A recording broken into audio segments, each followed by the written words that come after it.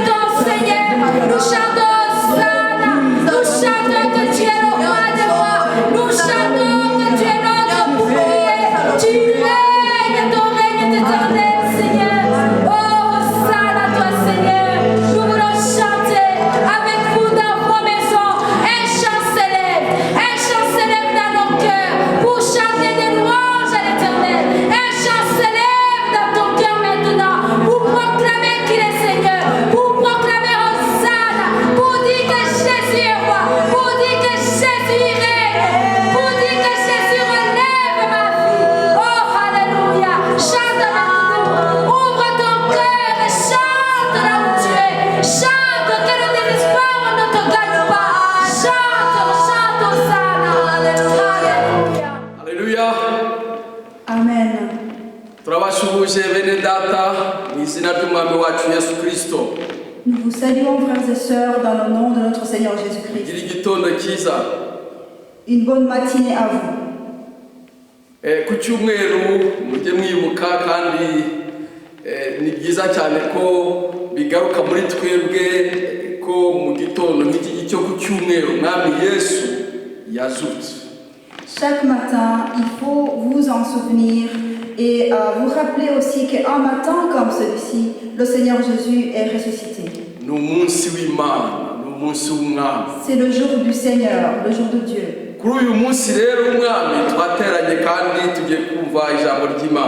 En ce jour du Seigneur, nous nous sommes réunis et nous allons écouter la parole de Dieu.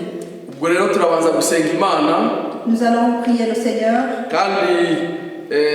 Mbasabe munkundire twingingire umuryango wa Mudenge Robert ndetse na Sylvia Musabyimana. Permettez-moi de prier, d'intercéder pour la famille de Mudenge Robert et de Sylvie Musabyimana. Harababimenye ko babuze umwana ariko hari nabimenye ubu. Certains ont appris le décès de leur enfant, il y en a qui viennent de l'apprendre maintenant. Ariko niko bimeze umwana wabo ari hafi kugira imyaka 3 yitabye Imana azize uburwayi yarasanganywe. Mais leur enfant avait presque 3 ans. Elle est morte d'une maladie qu'elle portait depuis tout ce temps. Ubwo rero azashingurwa ejo kuwa mbere. Elle sera ensevelie demain. Nkundire rero twifatanye tubingingira Imana kandi natwe dusenge dusaba Imana kugira ngo iduhe umugisha ku ijambo ry'Imana tugiye kumva. Nous allons nous joindre à eux et nous allons prier pour eux et que nous puissions aussi intercéder afin que le Seigneur nous bénisse dans la parole que nous allons écouter. Uwiteka Mana iri mu ijuru, Éternel Dieu qui est au ciel, duhanze amaso intebe yawe y'ubuntu. Nous fixons nos yeux sur ton trône de grâce afin que tu entendes notre prière, que tu nous secours.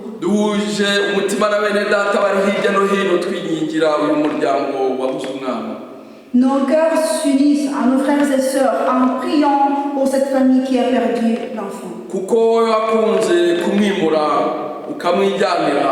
Turakwinginze ngo uha ababyeyi imbaraga zo kwihangana bashobore kwakira uko gutandukana n'uwo babyaye. Tu as jugé bon de l'amener auprès de toi. Nous prions que tu puisses donner la force à ses parents pour pouvoir supporter cette séparation, le départ de leur enfant.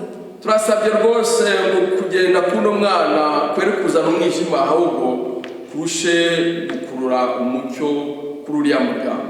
Nous prions que le départ de cet enfant n'amène pas les ténèbres, mais que son départ puisse attirer la lumière sur cette famille.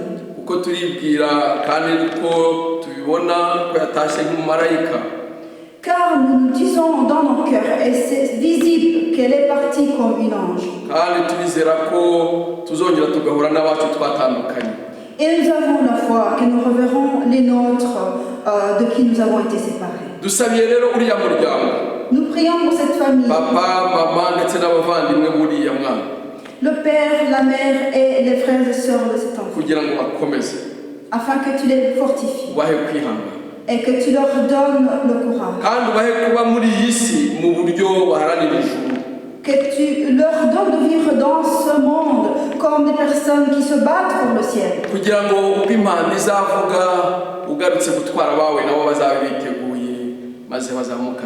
Afin que quand la trompette sonnera, le jour où tu viendras prendre les tiens, qu'ils puissent monter avec toi. Qu'ils puissent se réjouir avec celles qu'ils avaient perdues pendant un moment. Fais-le, Seigneur, en ton nom. Amen. Nous prions pour nous-mêmes. Pour la parole que nous allons écouter. Bénis-la et bénis-nous aussi, Seigneur. Que cette parole porte des fruits dans nos cœurs. Et qu'elle nous change et nous cause de marcher dans tes voies.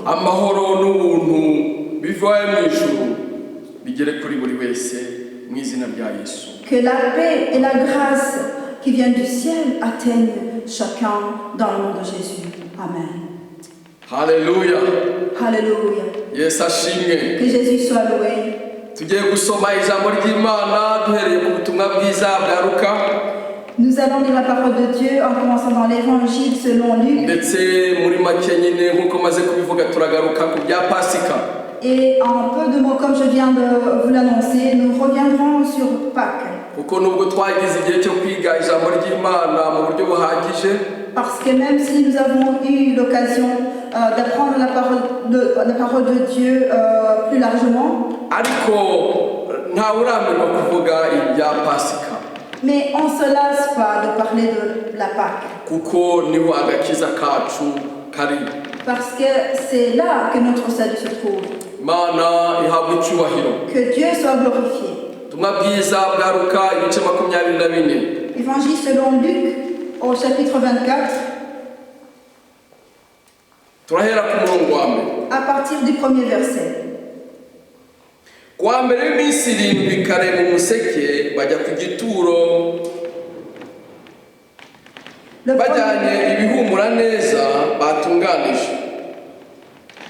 Le premier jour de la semaine, ils se rendirent au sépulcre de grand matin, portant les aromates qu'ils avaient préparés. Babona igitare kibinduriye kivuye ku gituro binjiramo ntibasangamo intumbi y'umwami Yesu. Elles trouvèrent que la pierre avait été roulée devant le sépulcre et étant entrées, elles ne trouvèrent pas le corps du Seigneur Jésus. Bakiguye mu kantu abagabo babiri bahagararaho aho bambaye imyenda irabagirana. Abagore baratinya ubika amaso nuko abo bagabo barabaza bati niki gitumye mushakira ubuzima mu bapfuye. Comme elles ne savaient que penser de cela, voici deux hommes leur apparurent en habits resplendissants, saisis de frayeur, et baissèrent le visage contre terre. Mais il leur dit: pourquoi cherchez-vous parmi les morts celui qui est vivant? Ntari hano ahubwo yazutse.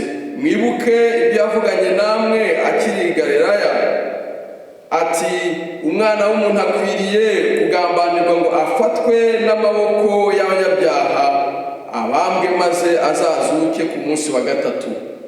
Il n'est point ici, mais il est ressuscité. Souvenez-vous de quelle manière il vous a parlé lorsqu'il était encore en Galilée et qu'il disait: il faut que le Fils de l'homme soit livré entre les mains des pécheurs, qu'il soit crucifié et qu'il ressuscite le troisième jour. Disons au 13e verset. Nuko uwo munsi babiri muri bo bajyaga mu kirori cyitwa Emawusi kuva Yerusalemu kugerayo ni nka stadiyo 30. Et voici ce même jour, deux disciples allaient à un village nommé Emmaüs, éloigné de Jérusalem de 60 stades. Nuko baganiraga ibyabaye byose bakiganira babazanya Yesu arabegera ajyana nabo ariko amaso yabo arabuzwa ngo batamumenya. Arababaza ati muragenda mubazanya ibiki? Et il s'entretenait de tout ce qui s'était passé. Pendant qu'il parlait et discutait, Jésus s'approcha et fit route avec eux. Mais leurs yeux étaient empêchés de le reconnaître. Il leur dit: de quoi vous entretenez-vous en marchant? Bagaragaje umubabaro. Umwe muri bo witwaga Kiyopa aramusubiza ati mbese ni wewe wenyine mu bashyitsi b'i Yerusalemu utazi ibyabaye muri iyi minsi? Et ils s'arrêtèrent, l'air attristé. L'un d'eux, nommé Cléopas, lui répondit: es-tu le seul qui, séjournant à Jérusalem, ne sache pas ce qui est arrivé ces jours-ci? Arababaza ati ni ibiki? Bati ni ibya Yesu w'i Nazareti, wari umuhanuzi ukomeye mu byo yakoraga n'ibyo yavugaga imbere y'Imana n'imbere y'abantu, kandi twavugaga uburyo abatambyi bacu bakuru n'abatware bacu bamutanze ngo acirwe urubanza rwo gupfa bakamubamba, kandi twiringiraga yuko ari we uzacungura ab'Isirayeli. Uretse ibyo, dore uyu munsi ni wa gatatu uhereye aho ibyo byabereye. Quoi, leur dit-il? Et ils lui répondirent: ce qui est arrivé au sujet de Jésus de Nazareth, qui était un prophète puissant, en œuvre et en parole devant Dieu et devant tout le peuple, et comment les principaux sacrificateurs et nos magistrats l'ont livré pour le faire condamner à mort et l'ont crucifié. Nous espérions que ce serait lui qui délivrerait Israël, mais avec tout cela, voici le 3e jour que ces choses se sont passées. Nous lisons au 27e verset. Atangirira kuri Mose no ku bahanuzi bose abasobanurira mu byanditswe kuri we. Et commençant par Moïse et par tous les prophètes, il leur expliqua dans toutes les Écritures ce qui le concernait. Bageze bugufi bw'ikirorero bajyagamo agira ngo ushaka kugicaho. Bamuhata bati se waretse tukagumana kuko bwije kandi umunsi ukaba ukuze. Lorsqu'ils furent près du village où ils allaient, il parut vouloir aller plus loin, mais ils le pressèrent en disant « Reste avec nous, car le soir approche, le jour est sur son déclin. » Nuko arinjira ngo agumane nabo, yicaye ngo asangire nabo, yenda umutsima arawushimira, arawumanyagura, arawubaha, amaso yabo arahumuka, baramumenya, maze aburira imbere yabo, ntibongera kumubona, baravuga bati yewe ntiwibuka ukuntu imitima yacu yari ikeye ubwo yavuganaga natwe turi mu nzira adusobanurira ibyanditswe. Et il entra pour rester avec eux. Pendant qu'il était à table avec eux, il prit le pain et après avoir rendu grâce, il le rompit et le leur donna. Alors leurs yeux s'ouvrirent et ils le reconnurent, mais il disparut de devant eux. Et ils se dirent l'un à l'autre, « Notre cœur ne brûlait-il pas au-dedans de nous lorsqu'il nous parlait en chemin et nous expliquait les Écritures ?» Uwo mwanya barahaguruka basubira i Yerusalemu basanga abo 11 bateranye hamwe n'abandi bumva bavuga bati nukuri umwami Yesu yazutse ndetse yabonekeye Simoni. Se levant à l'heure même, ils retournèrent à Jérusalem et ils trouvèrent les 11 et ceux qui étaient avec eux assemblés et disant « Le Seigneur est réellement ressuscité et il est apparu à Simon. » Nuko babandi babiri nabo babatekerereza ibyabereye mu nzira n'uburyo bamumenyeshejwe nuko yamanyaguye umutsima. Et ils racontèrent ce qui leur était arrivé en chemin et comment ils l'avaient reconnu au moment où il rompit. Voici la parole de Dieu. Celle-ci est une longue histoire. Mais nous avons l'habitude de lire cette histoire. Iminsi itari yoroshye ku bigishwa ba Yesu ndetse na Yesu bwe wari ufite umubiri. Cette histoire vient à la suite des jours qui étaient pénibles pour les disciples et aussi pour Jésus qui était vêtu de chair. Hari igihe cyageze aza yinjira muri Yerusalemu nk'umwami bamwakira ndetse babyina baririmba ngo Hozana. Il y eut un moment où il a fait son entrée à Jérusalem et il a été accueilli comme roi et on a chanté Hosanna pour lui. Ariko igihe kiragera ubwo yasenganaga n'abigishwa be. Mais le moment arriva aussi quand il pria avec ses disciples. Yumva ko igihe kigeze kugira ngo aducungure. Et il sentit que le moment était arrivé de nous racheter. Kandi byagombaga guhura n'iriya Pasika. Et cela devait coïncider avec la Pâque. Niyo tumenyereye kuvuga ko niyo Pasika ya nyuma Yesu yabayemo akiri mu mubiri cyangwa se cyambaye umubiri w'umuntu. Et nous avons l'habitude de dire que c'est la dernière Pâque dans laquelle Jésus a été quand il était encore vêtu de chair. Aratangira atekereza ku murimo yagombaga kurangiza. Il a commencé à penser à cette œuvre qu'il devait achever. Il a commencé à parler avec ses disciples de ce qui allait lui arriver. Et il s'est réuni avec eux dans la petite forêt de l'Éthiopie. Quand ils priaient. Et à ce moment-là, et c'est là que Judas a rempli son plan de complot. Et en très peu de temps, il fut saisi.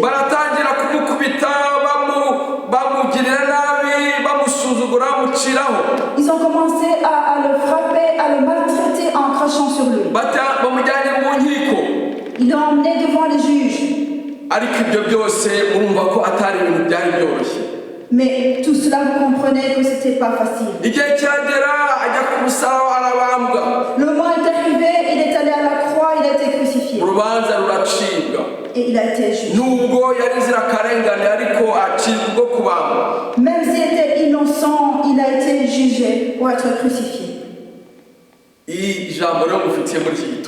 La parole que j'ai pour toi ce matin.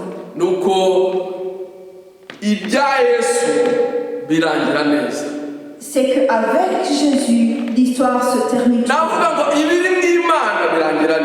Je pourrais aussi dire que les affaires dans lesquelles Dieu se trouve se terminent. Cette histoire de Jésus, elle est formidable.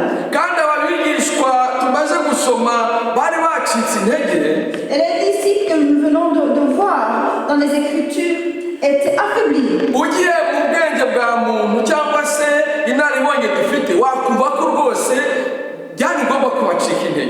Par l'intelligence humaine, en pensant comme un être humain, c'était normal qu'ils soient affaiblis. Parce qu'ils avaient cru en lui. Ils voyaient les miracles qu'il opérait. Ils avaient laissé tout ce qu'ils possédaient pour marcher avec lui.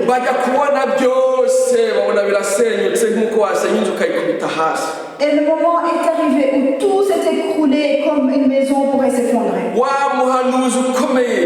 Le grand prophète, celui qui n'a reculé devant rien,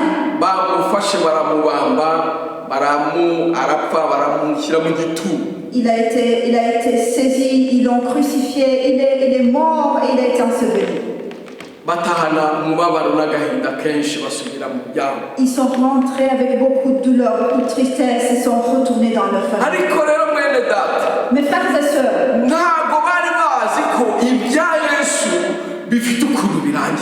ils ignoraient que l'histoire de Jésus a une manière de se terminer. Ils ignoraient que les affaires de Dieu sont différentes des affaires des hommes. Un bon matin, l'ange est venu à rouler la pierre du tombeau. Notre Seigneur Jésus-Christ en est sorti. Que Dieu soit glorifié.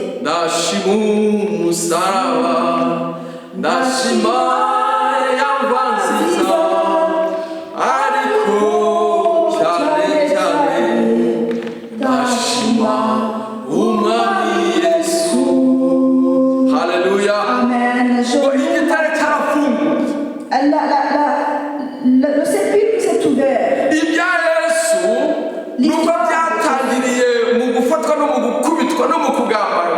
Même si l'histoire de Jésus a commencé quand on le capturait et on le frappait après avoir conspiré contre lui. Ça se termine d'une bonne manière. Le Seigneur a vaincu la mort. Il est sorti du tombeau. Que la gloire soit rendue à Dieu. Amen. J'aimerais te dire, frère, pour cette Pâque, parce que ce n'est pas une Pâque ordinaire.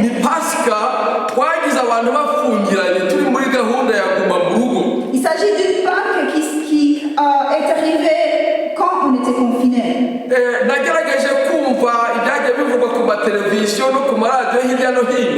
J'ai essayé d'écouter les infos à la radio et à la télé, à gauche à droite. Et en me basant sur ce que j'ai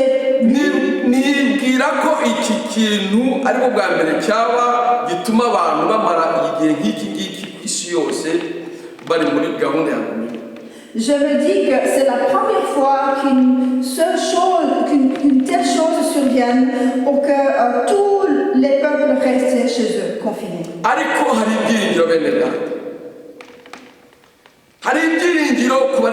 Il y a de l'espoir. Il y a de l'espoir, car si les choses surviennent de la manière de Dieu, et que c'est dans le plan de Dieu, dans le dessein de Dieu, sois sans crainte, sois fortifié, ça va bien se passer, ça se passera bien. Alléluia. Et même si certains vont quitter leur corps, ce sont des temps difficiles, mais acceptons cela. Parce que la parole de Dieu, la puissance qui a ressuscité notre Seigneur du tombeau,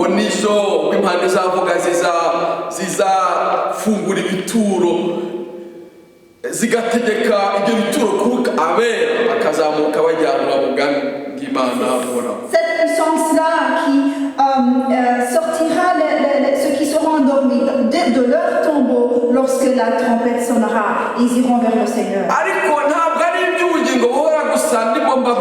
Mais je ne vous parle pas seulement de la vie éternelle. Même dans cette vie, le Seigneur sait ce que Jésus se soucie de notre vie éternelle. Mais aussi la vie de tous les jours. Le Seigneur nous secourt.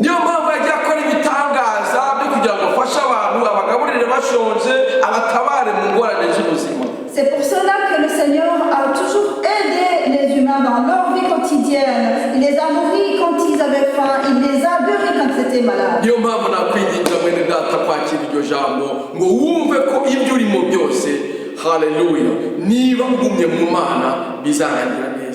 C'est pour cela que je te prie, frère, d'accepter cette parole, car quelle que soit ta situation, si tu demeures dans le Seigneur, ton histoire se terminera bien.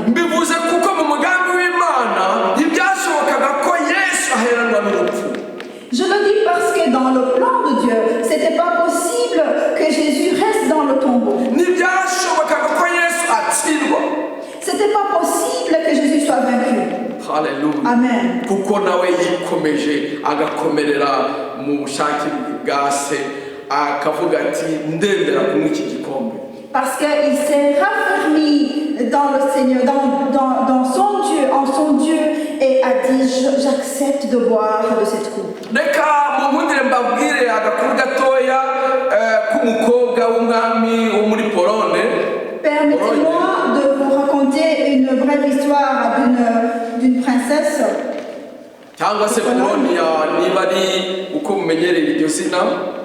Ou quelle que soit la manière dont vous prononcez le mot Pologne. Elle était chrétienne. Elle aimait le Seigneur. Et son père était roi. Alléluia.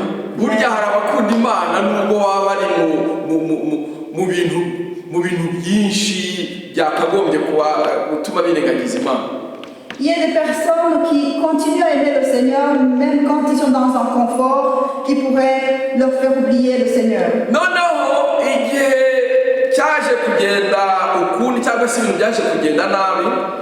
Les choses ont changé à un moment donné.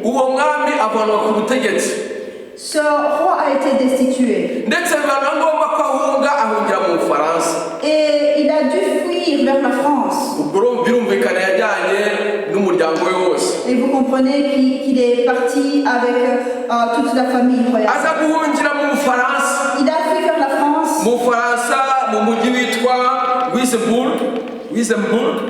Et il est allé vers la ville de Wissembourg.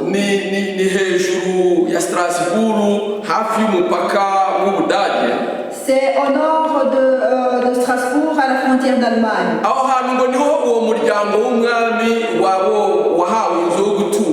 Et c'est à cet endroit-là que la famille royale a eu un palais pour habiter. Mais alors, ils sont entrés dans la pauvreté.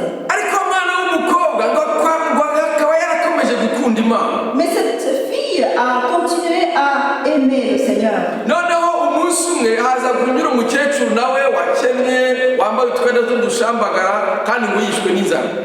Un jour, une vieille femme pauvre passa par là, très mal habillée, et elle était très affamée.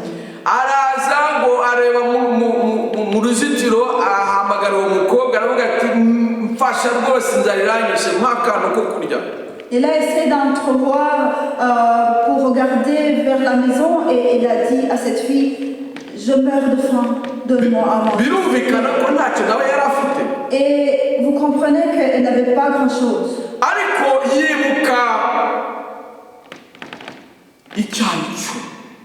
Mais elle s'est souvenue de qui elle était. Sa vie chrétienne a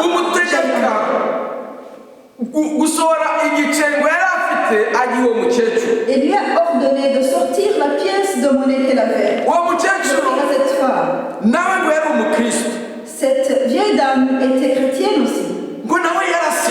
Elle priait. Elle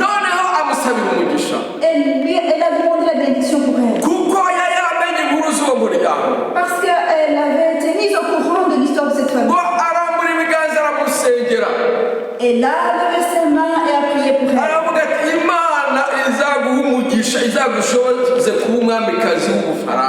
Elle a dit que Dieu te bénisse, que Dieu fasse que tu deviennes la reine de France. Et cette pauvre dame est partie. Et la fille est retournée dans la maison de son père.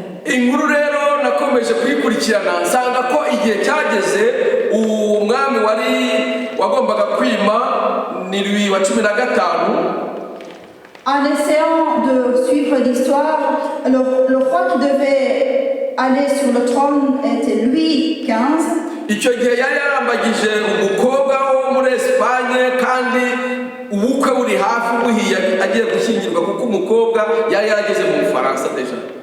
Était fiancé à une fille espagnole et c'était le mariage allait presque être célébré parce que la fille était déjà en France. Le miracle s'est produit.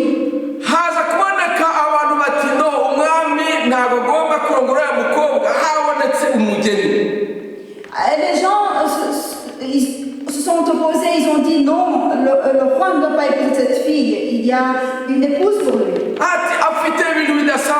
Qui a des choses merveilleuses. D'autres ont dit c'est pas possible. Parce que le mariage est déjà préparé. À un moment donné, quand Dieu est dans ton histoire, même si tu fuis, et si tu te retrouves seul, Dieu se manifeste à toi de manière extraordinaire. On ramène la fille chez elle en Espagne.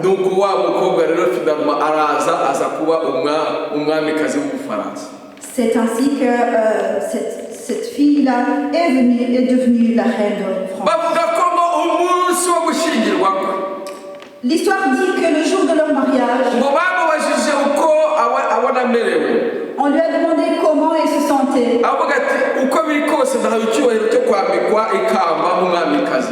Elle a dit, quoi qu'il arrive, j'ai eu cet honneur d'être couronnée comme reine. Mais quoi qu'il arrive, la couronne que je viens d'avoir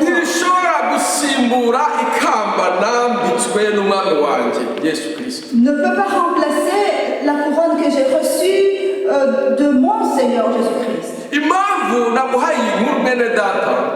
Le pourquoi je te raconte cette histoire, frère, c'est pour que tu puisses comprendre que où que tu sois, quels que soient tes combats, que ce soit des combats physiques, que ce soit la conspiration contre toi, comme le Seigneur Jésus-Christ, que ce soit que ce soit d'être en exil.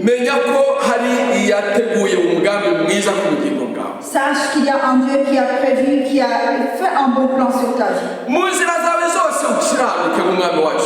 Et dans toutes tes voies, sois juste devant le Seigneur. Prie, vis dans la justice et marche dans la véritable voie.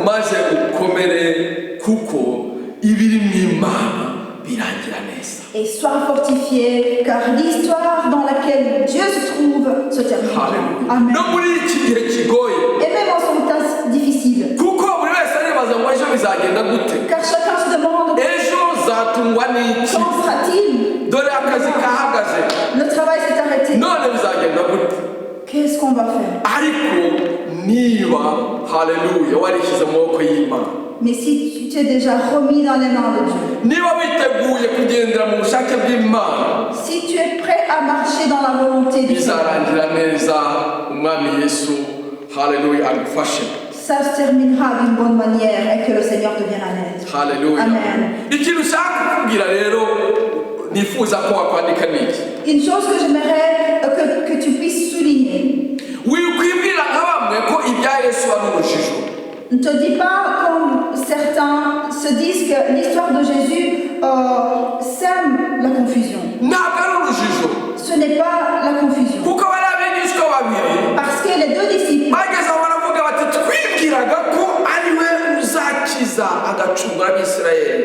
ils ont dit, nous pensions que c'est lui qui allait venir délivrer le peuple d'Israël.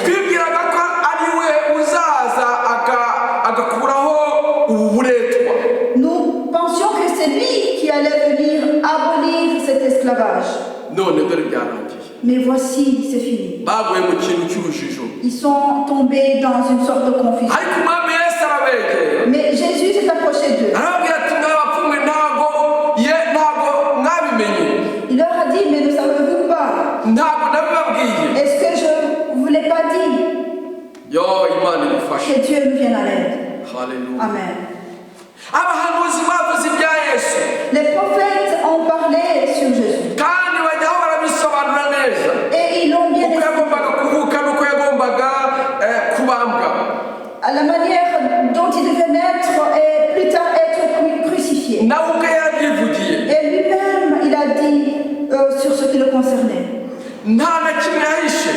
Il n'a rien caché.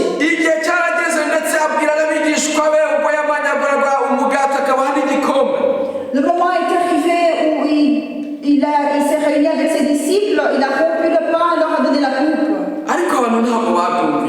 Mais les gens ne l'ont pas entendu. Ils ont pensé que c'était des choses qui semaient la confusion. Et je t'en supplie, frères et sœurs, ne tombe pas dans le même piège.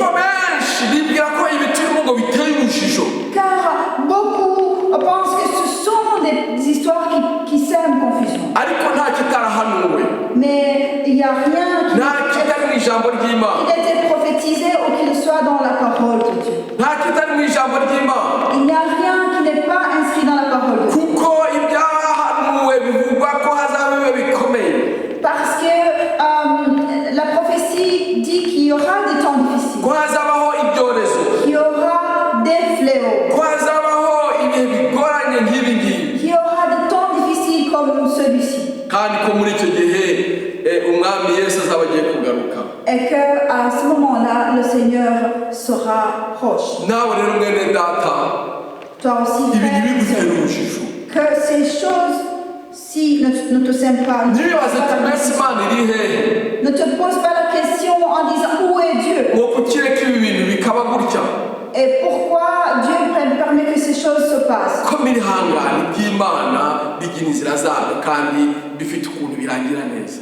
Persévère, car l'histoire de Dieu se termine toujours bien. Alléluia. Amen. Que Dieu soit glorifié. Une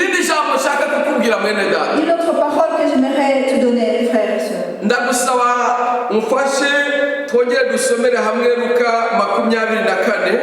J'aimerais que nous puissions lire Luc 24. Turajya ku murongo wa 32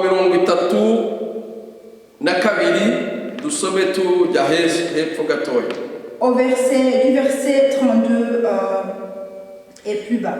baravuga bati yewe ntibibuka ukuntu imitima yacu yarikeye ubwo yavuganaga natwe turi mu nzira adusobanurira ibyanditswe. Uwo mwanya barahaguruka basubira i Yerusalemu basanga abo 11 bateraniye hamwe n'abandi. Et ils se dirent l'un à l'autre, notre cœur ne brûle-t-il pas au-dedans de nous lorsqu'il nous parlait en chemin et nous expliquait les Écritures? Se levant à l'heure même, ils retournèrent à Jérusalem et ils trouvèrent les 11 et ceux qui étaient avec eux assemblés. Après avoir compris l'histoire de Jésus, après avoir mangé du pain que Jésus venait de rompre, ils ont senti qu'ils étaient trompés. Ils ont compris la parole de Dieu. Mais ils ont pris une très bonne décision que Jésus. Ils sont retournés à Jérusalem.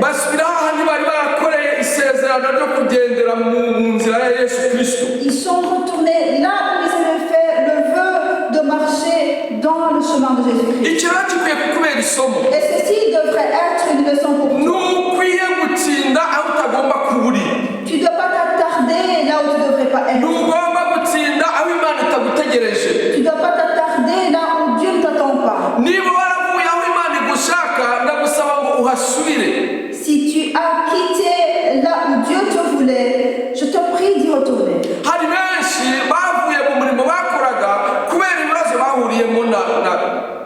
Il y a beaucoup qui ont abandonné l'œuvre de Dieu qu'ils faisaient à cause des soucis qu'ils ont rencontrés.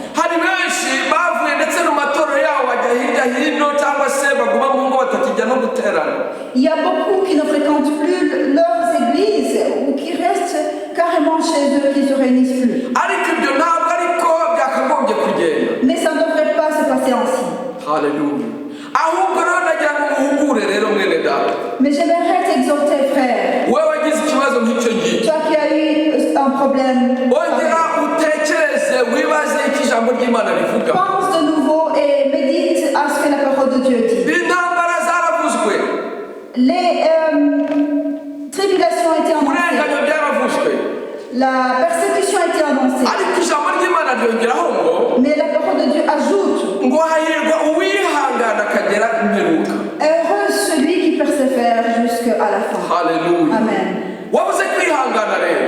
Tu as manqué de persévérance. Retourne à ta vie. L'histoire de Jésus se termine bien. Même s'il peut y avoir des vallées et des lieux arides. Mais je te prie de retourner. Et tu ne dois pas y passer plus de temps. Le moment est arrivé où Abraham, Jacob et d'autres serviteurs de Dieu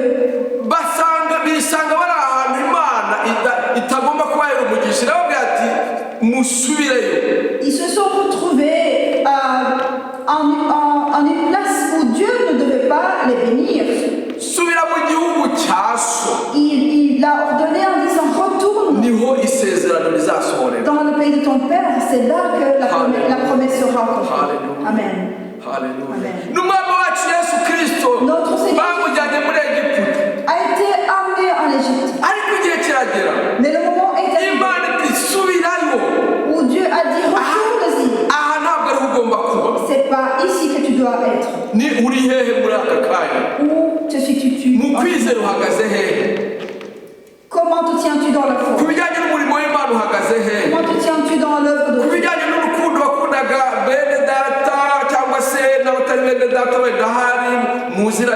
Comment te tiens-tu dans l'amour que tu avais pour tes frères et sœurs ou pour des personnes que tu connaissais?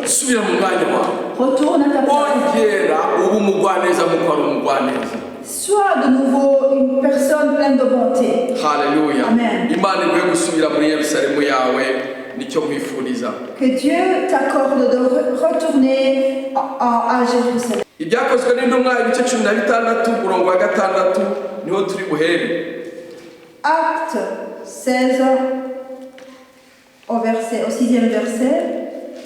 16 umurongo wa 6 ngo bukeye banyura mu gihugu cy'Ifurugiya y'Igalatiya babuzwa n'umwuka wera kuvuga ijambo ry'Imana muri Aziya. Bageze ahabangamiye imisiya bagerageza kujya i Bituniya, ariko umwuka wa Yesu ntiyabakundira, nuko banyura i Musiya bagera i Tirowa. Nijoro Pawulo ararota abona umugabo w'umunyamakedoniya ahagaze amubwira ati, ambuka uze i Makedoniya udutabara. Amaze kurota izo nzozi, uwo mwanya dushaka kujya i Makedoniya, kuko tumenye ko Imana iduhamagariye kubabwira ubutumwa bwiza. Ayant été empêchés par le Saint-Esprit d'annoncer la parole dans l'Asie, ils traversèrent la Phrygie et le pays de Galatie. Arrivés près de la Mysie, ils se disposaient à entrer en Bithynie. Mais l'Esprit de Jésus ne le leur permit pas. Ils franchirent alors la Mysie et descendirent à Troas.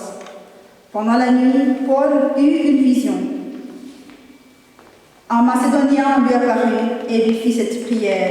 « Passe en Macédoine, secours-nous. » Après cette vision de Paul, nous cherchâmes aussitôt à nous rendre en Macédoine, concluant que le Seigneur nous appelait à y annoncer la bonne nouvelle.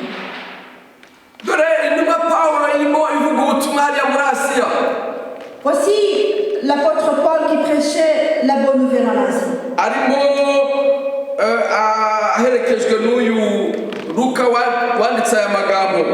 Accompagné par Luc qui a écrit ces paroles.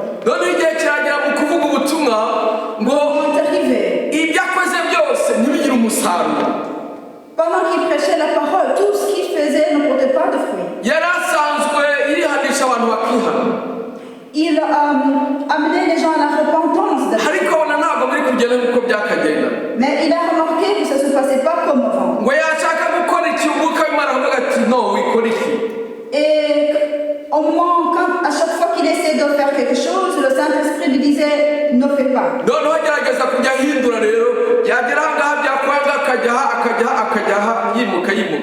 Et il a pris d'autres stratégies en essayant de changer d'un lieu à l'autre. Mais le problème, c'est qu'il n'était pas là où il devait être. Et Dieu lui est apparu.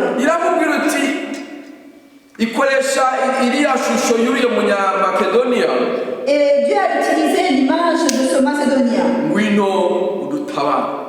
pour dire, viens et secours-nous. Car Dieu voulait l'envoyer, lui donner des messages pour le Après avoir entendu ce message, à ce moment-là, il n'a pas tardé. Ils ont pris le bateau et ils sont partis. Alléluia. Amen. Que Dieu nous vienne en aide. Alléluia. Il est bon que nous connaissions la parole. Et ce n'était pas facile en ce moment-là.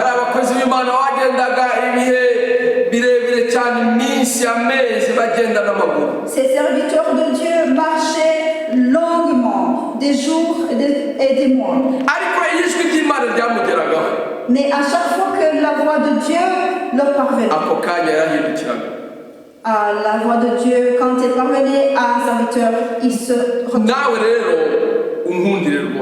et accepte aussi. Ne t'attarde pas là où tu devrais pas. Ne reste pas, ne demeure pas dans la foule. Si tu es retourné en arrière, reviens à ta place. Reviens à Jésus. Reviens à Jésus. Alléluia. Amen. Parce que retourner en arrière ne t'apportera rien. Retourne dans ta Jérusalem. Alléluia. Amen. Une autre parole que j'aimerais te transmettre. C'est que Jésus facilite ceux qui reviennent. Jésus n'est pas difficile.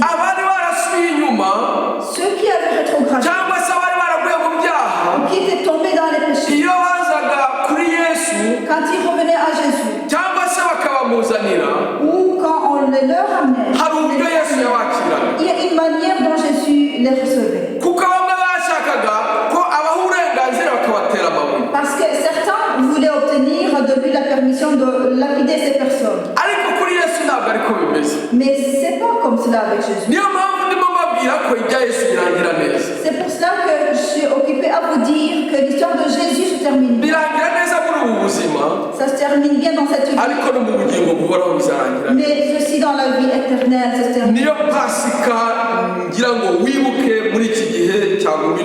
C'est ça la Pâque dont j'aimerais que tu te souviennes. Et le Seigneur Jésus qui est ressuscité, il ne rend pas la vie difficile à ceux qui reviennent. Amen.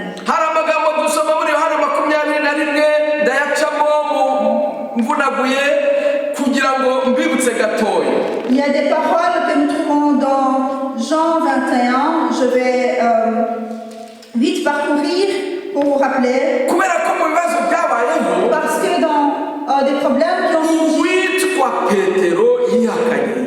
Pierre a renié Jésus dans des moments difficiles. Les autres disciples, à un moment donné, ils ont fui.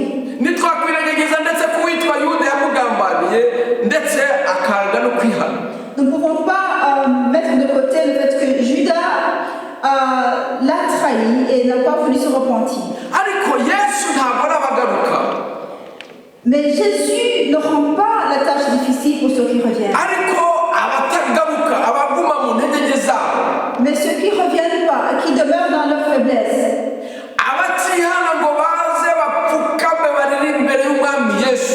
ceux qui ne se repentent pas, qui ne viennent pas se prosterner et crier au Seigneur,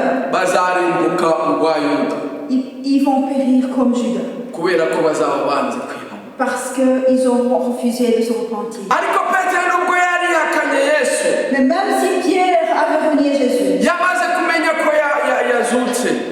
quand il a appris que Jésus était ressuscité, quand il venait de l'apprendre, même s'il avait cette honte, et qu'il a voulu se cacher. Et c'est vrai, quand quelqu'un a péché, il y a l'inconfort. Mais nous avons un Seigneur qui nous aime. Quand Jésus a vu ses disciples, il ne leur a pas tout de suite demandé qu'est-ce qui s'est passé pour que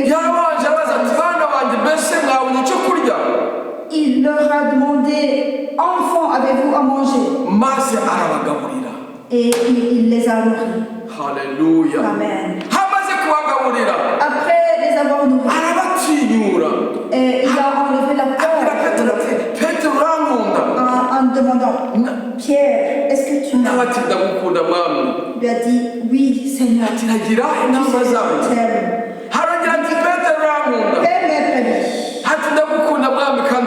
De nouveau, il lui demanda, Pierre, est-ce que tu m'aimes? Il lui dit, Seigneur, tu sais que je t'aime. Et il lui demanda pour la troisième fois. Alléluia.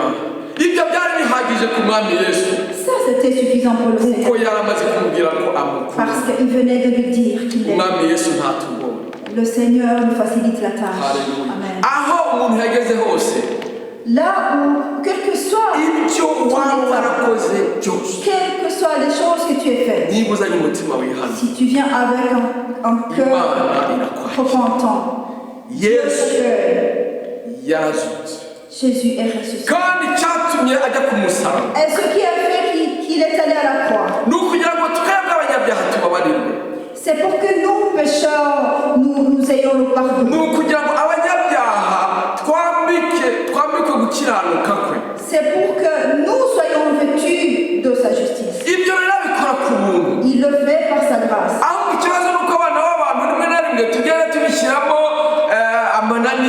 Mais le problème, c'est que nous, en tant qu'êtres humains, nous compliquons la tâche. Au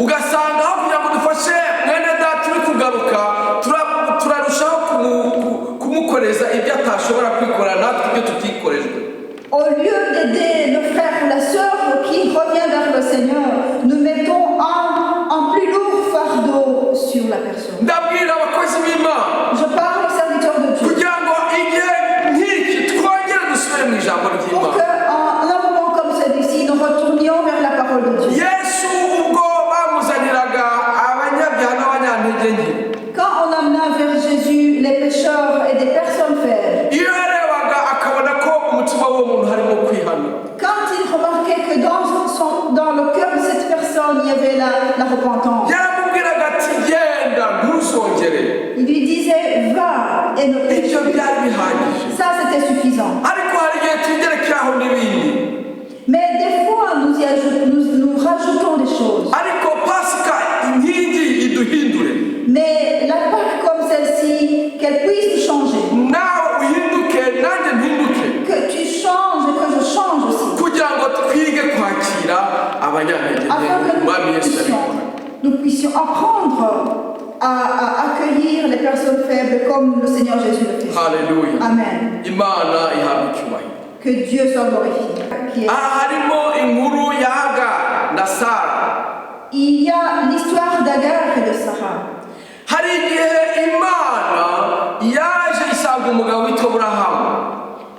Dieu est allé trouver l'homme qui s'appelait Abraham. Il lui a dit, je te bénis. Et je te donne une grande postérité. Mais plusieurs années passèrent sans enfant. Nous connaissons cette histoire. Mais comme je vous l'ai dit, frères et sœurs, quand tu es dans la voie de Dieu, ça se termine bien. Amen. C'était difficile pour lui.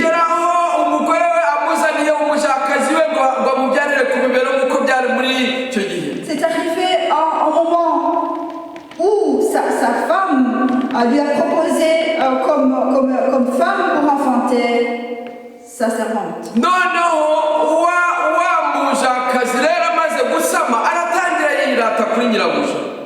Alors quand la servante a conçu, elle a commencé à être arrogante avec sa maîtresse. Voilà la tristesse. Voici la douleur. La douleur qui peut arriver à l'homme. Mais Abraham a continué à implorer le Seigneur.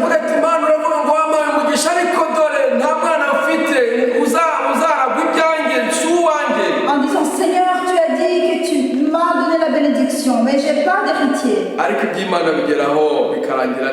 Mais l'histoire de Dieu se termine bien. Sois fortifié. Le moment est arrivé. L'ange de Dieu est venu. Est allé trouver Abraham. Lui a annoncé, ta femme sera enceinte. L'histoire est arrivée. Alléluia. Dieu est bon et ses promesses s'accomplissent. Le moment est arrivé où l'enfant est né. C'est Isaac. Que Dieu soit. L'histoire de Dieu, même si ça passe par des moments difficiles, ça se termine bien. Amen. Toi aussi, place-toi dans le plan de Dieu. L'histoire de Dieu se termine bien. Ce que je te demande, ne pense pas que ça sème la confusion. Il n'y a pas de confusion dans cette histoire. Ce sont les prophéties qui sont en train de s'accomplir. Le problème, c'est que nous avons lu ces choses, nous ne les avons pas compris. Et nous ne sommes pas restés dans le plan de Dieu.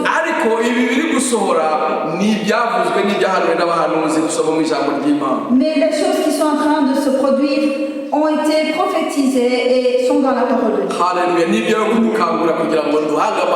Et ce sont des choses qui nous réveillent pour que nous puissions fixer nos yeux vers le ciel.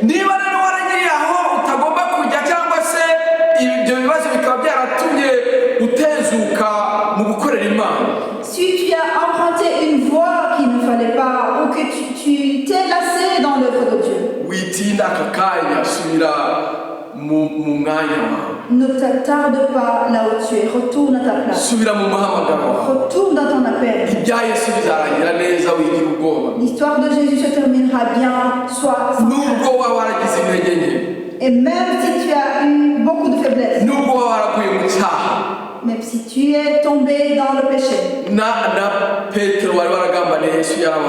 même Pierre qui avait trahi Jésus a eu le pardon. Et Jésus n'a pas été difficile avec lui.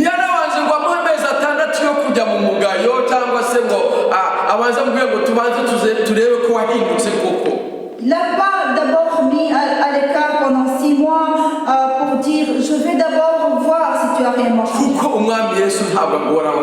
Parce que le Seigneur Jésus ne rend pas la tâche difficile de ceux qui reviennent. Prends aussi la décision de revenir vers Dieu. Prends la décision de revenir vers Dieu. Alléluia. Amen. Que Dieu te bénisse. Que Dieu te pardonne de toute ta faiblesse. Et qu'il t'apaise. Que tu aies la paix. N'aie pas peur de revenir parmi tes frères. Reviens à l'église. Reviens vers la vérité. Reviens dans l'œuvre. Lève-toi. Dieu va te pardonner. Et il va te faire des grandes choses comme disait Pierre. L'histoire de Jésus se termine. Que Dieu vous aide. J'aimerais prier pour toi qui as pris une bonne décision de te raffermir. Et que Dieu te vienne en aide.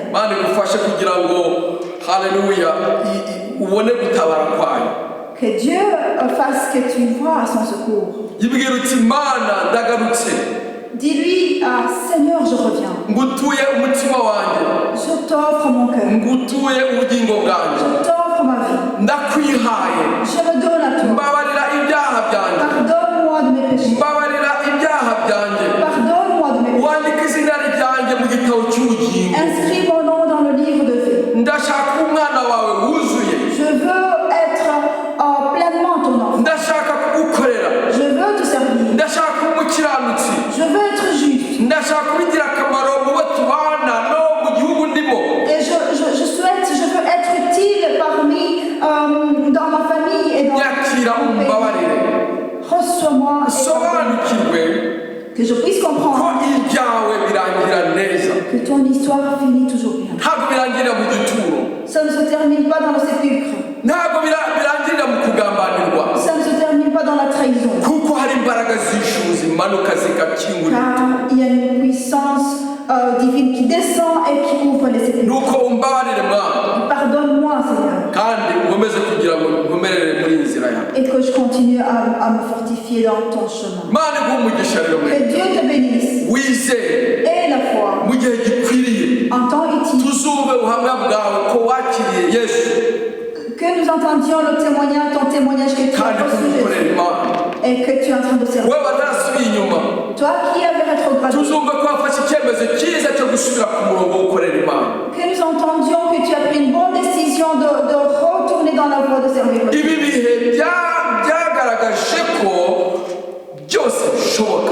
Ces temps difficiles ont montré que tout est possible.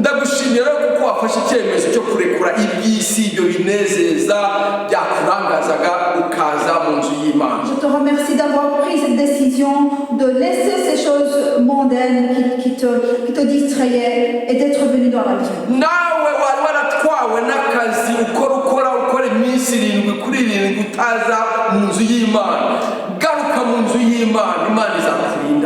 Et toi qui avais été emporté par ton travail et qui travaillait 7 jours sur 7, reviens dans la la maison de Dieu. nyurwa n'iby'Imana iguha ubona akanya ko kuruhura umubiri utegure n'ubugingo bwawe kuko nibyo gifite agaciro imbere y'Imana. Sois rassasié par ce que le Seigneur te donne et le temps pour te reposer et de t'occuper des affaires de Dieu. Ibi bikwiye kukubera isomo. Et que ceci soit une leçon pour toi.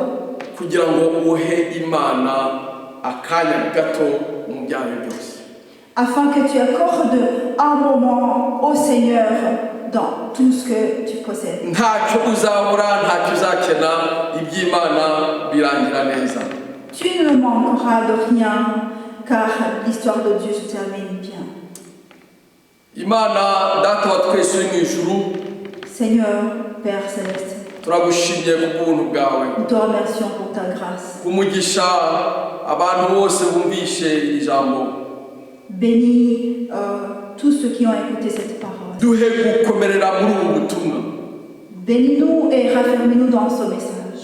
tumenye ko ibyawe birangira neza. Et que nous sachions que ton histoire se termine bien. ubuzima utanga umugisha. Et que même dans cette vie, tu bénis. kandi ko no mu bugingo buhoraho uziyereka abakunambyeho. Et que dans la vie éternelle, tu te manifesteras à ceux qui seront restés avec toi. nuko rero ubuntu bw'umwami wacu Yesu Kristo, que la grâce de notre Seigneur Jésus-Christ n'urukundo rw'Imana et l'amour de Dieu bibane natwe twese soient avec nous tous, ibihe bidashira. éternel. Amen. Amen. À toi